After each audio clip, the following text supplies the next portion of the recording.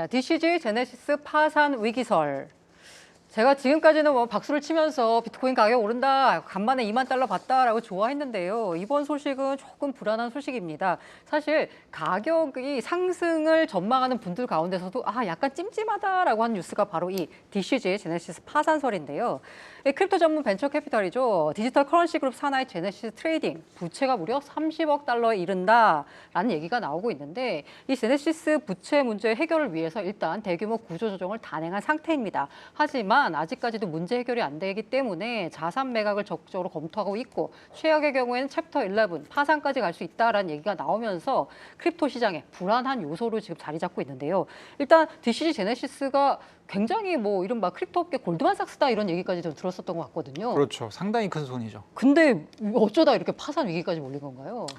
일단은 어떻게 이제 타임라인을 좀 봐야 될 것 같은데 네. FTX 파산하면서 사실 이제 거래소 다 좀 위험한 거 아니야? 이런 얘기가 이제 오갈 때쯤에 제미니 거래소에서 갑자기 제미니 원이라는 상품에 가입한 친구들이 있는데 미안하지만 돈을 줄 수 없게 됐어라는 얘기를 합니다. 네네. 그래서 무슨 일이지?라고 했는데 이 제미니 원이라는 상품 자체가 이 제네시스 제미니 거래소에서 제미니 사용자들한테 이제 돈을 모금을 해가지고 제네시스 트레이딩이라고 하는 전문 운용 업체에 이제 맡기는 형식이었어요. 이게 고팍스가 내놓은 고파이도 여기랑 그렇죠. 연결돼 있죠. 고팍스도 그러니까 이렇게 하는 거래소가 되게 많았어요. 아. 그만큼 이 제네시스 트레이딩이라는 곳이 상당히 좀 글로벌, 문어발이네요. 굉장히 유명한 네네. 명성이 높은 자산 운용사였는데 어쨌든 우리가 돈을 줄 수 없게 네네. 됐어라고 된 겁니다. 굉장히 돈을 줄 수 없게 됐으니까 이제 당연히 그 다음 수순은 파산, 디폴트 이런 거죠.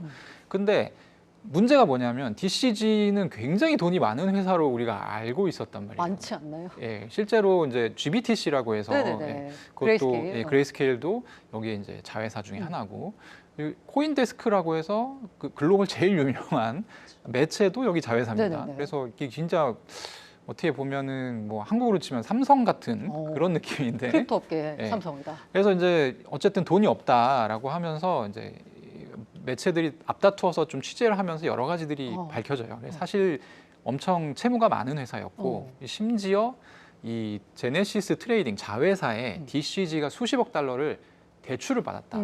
이런 사실이 알려지면서 파산하는 거 아니야? 이런 분위기가 좀 만들어졌죠. 만들어졌고 근데 이제 파산할 듯 말 듯 할 듯 말 듯 하지만 이제 문제는 뭐냐면 제가 네네. 보기에 정확하게 부채가 누가 얼마가 있고 이게 밝혀지지가 않았어요. 맞아요. 클리어하게. 얘네 공개 안 하고 있어요, 지금. 네네네. 그래서 아무도 모르는 채 불안감만 커져가는 상황인데 최근에 SEC가 딴지를 걸었습니다. 또 SEC가 나서나요? 네, SEC가 딴지를 걸었는데 이건 사실 이제 묵은 떡밥이에요. 옛날부터 SEC가 밀던.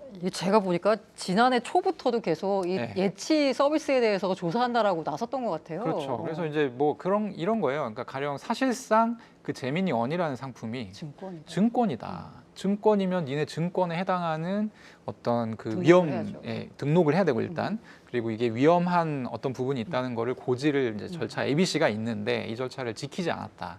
니네는 증권 판매를 등록하지 않고 했으니까 니네 위법이다. 이렇게 이제 딴지를 건 거죠. 이게 작년까지만 해도 상황이 괜찮잖아요. 근데 지금 이게 파산이네 어쩌네 하는데 SEC가 이렇게 밀고 들어오니까 약간 더 불안감이 증폭되는 그런 상황이라고 보면 될 것 같습니다. 지금 어쨌든 제네시스 지금 파산 얘기까지 오가는 상황에서 이 업계에서는 정말 제네시스 파산까지 이어질지 만약에 혹시라도 그렇게 된다라고 하면 비트코인 가격에는 어떤 영향을 미칠까요?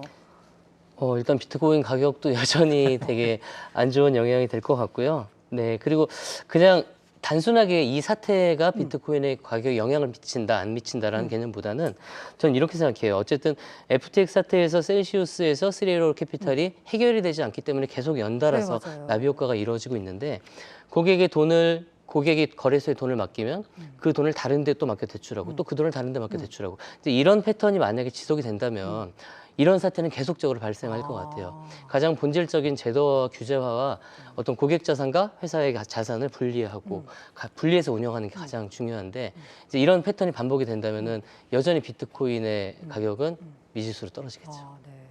우리 이사님께서는 어쨌든 업계 계시니까 전체적인 시장 전반 측면에서 봤을 때 이 뭐 사태는 사태고 이것과는 별개로 지금까지 이렇게 레버리지를 일으켜서 어떻게 보면 가상시장을 이렇게 펌핑을 시켜왔던 이런 이슈들이 이번 기회를 통해서 뭔가 정화됐으면 하는 좋겠다라는 이제 바람을 말씀해 주셨습니다. 맞습니다.